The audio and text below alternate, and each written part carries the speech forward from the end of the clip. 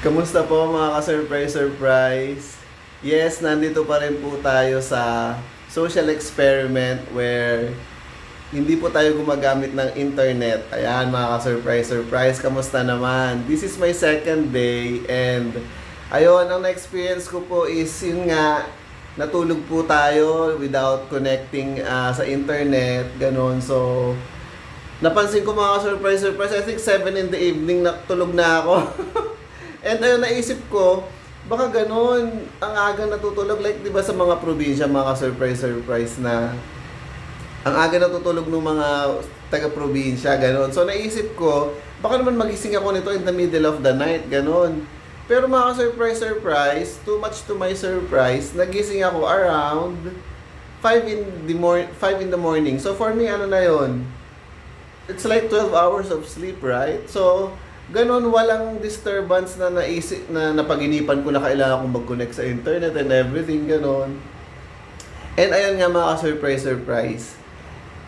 Yung feeling ba na, kasi 'di ba, meron naman tayong mga SIM card. So gumagana naman yung SIM card natin. So let's say kahit walang makaka-connect sa atin through the internet, let's say if it's an emergency, they'll try to contact us through our SIM card. Let's say meron tayong Globe, meron tayong Smart and everything.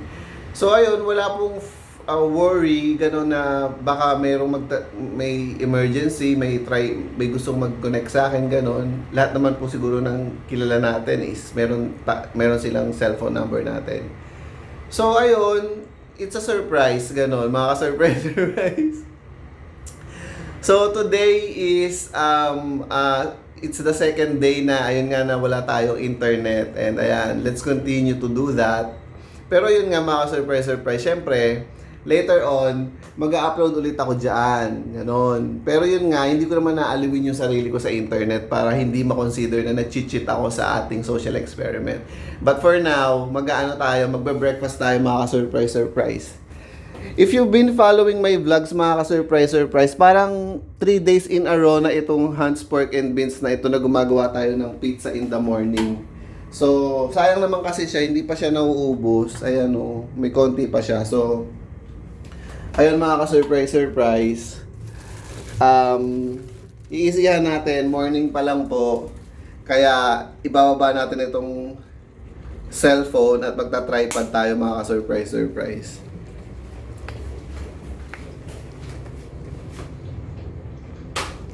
Jeez. Ayan.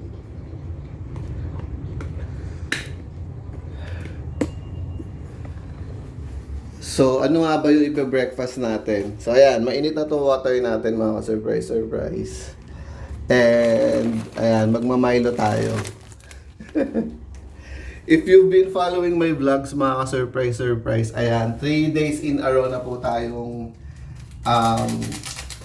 ang breakfast po natin is just bread and not just bread. Parang nagbabrag, no? Not just bread, lalagyan po natin itong Hans Pork and Beans na parang pizza. So, ganon po yung chicken natin mga ka-surprise. Ayan. So, prepare mo po muna natin itong Milo. Ayan.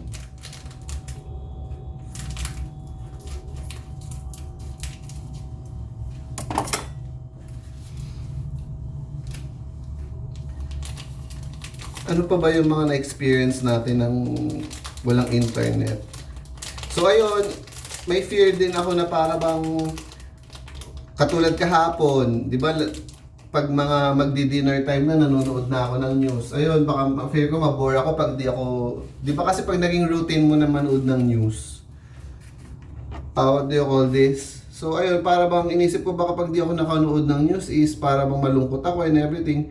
Pero too much to my surprise naman, mga surprise. Okay lang.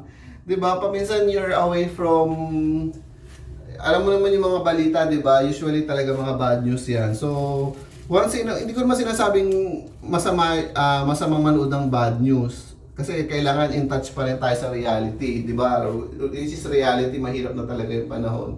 Pero once in a while, ganun, it's okay to disconnect. Naalala niyo ang Panginoong Jesus nung mabautismohan siya, mga parang 1 month siyang nagpunta sa, sa bundok ng mga olibo yata yun, mga surprise. Ayun, bago niya tuluyang itinuloy yung pagmiministeryo niya. So, ayun. Ayun siya, mga ka-surprise. And, gagawa tayo ng pizza. Kung pina-follow nyo po yung mga morning breakfast video ko, mga surprise recently, makikita nyo po na talagang crunchy po itong ginagawa natin. Hindi lang po crunchy, masarap po siya. Pero yun nga, para bang naisip ko, bakit ko ba siya kino-compare sa pizza? Medyo parang malayo siya sa pizza kasi ang pizza hindi naman crunchy. Pero pwede naman sa toast lang. Siguro kasi mga ka-surprise, para pong, what do you call this? Para pong gumawa na rin kasi tayo ng pizza, di ba? Kasi di ba bread, and then meron po itong tomato sauce. So, ganun.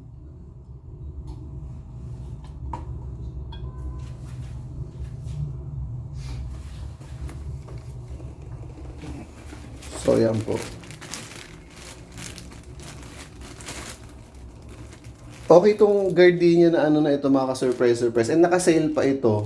High fiber, ganyan. Okay na okay siya sa crunchy siya, mga ka-surprise. Ayan.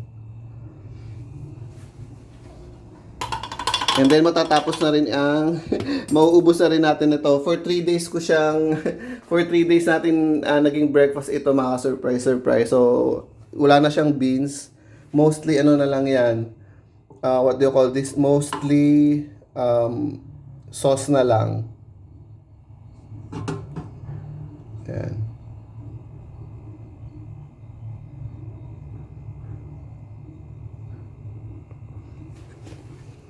So yun, mga surprise. And ayun nga, kung gusto niyo makita yung finished product nito, mga surprise, marami nun dito sa sa Facebook ko at sa YouTube. Ayan. So hindi na tayo magte-taste test nito kasi alam niyo na, gano'n.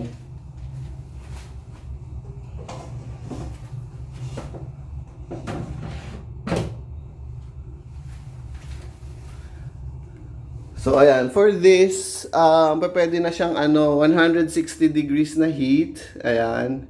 And 5 minutes. Ayan. Ano ba yung kwentuhan natin, mga surprise? So ayun, tayo, what do you call this? Nasa journey tayo ng living without internet, without wifi, ganun. So I think it's okay. As of the moment para sa akin okay siya, ganun. Pero may kwento ko lang, mga surprise. I think it's during the pandemic time. Nagkaroon po ng time na wala akong cellphone for a year. So siguro kaya parang madali for me. And non-working po ako ngayon. Ano lang po ako, on call yung mga, what do you call this, yung mga jobs na nakukuha ko, mga surprise. And so for me siguro madali lang ito, yung journey na ito na no wifi, no internet journey. So I'm not saying na if this works for me, it will also work for you. What I'm just saying is, kailangan ihahanda nyo po yung sarili nyo regardless of your situation na wala pong wifi, gano'n. And what else? So siguro yun lang, mga surprise, mga basic lang po muna, gano'n. Kasi nga po, naka 4K po tayo kung napapansin nyo po dito sa quality ng video natin. Ayan. And mahirap po, pag 4K po yung ina-upload natin, matagal po siya, mga surprise. It takes patience. So hindi ko na papahabain yung video, mga surprise. Puputulin ko na po.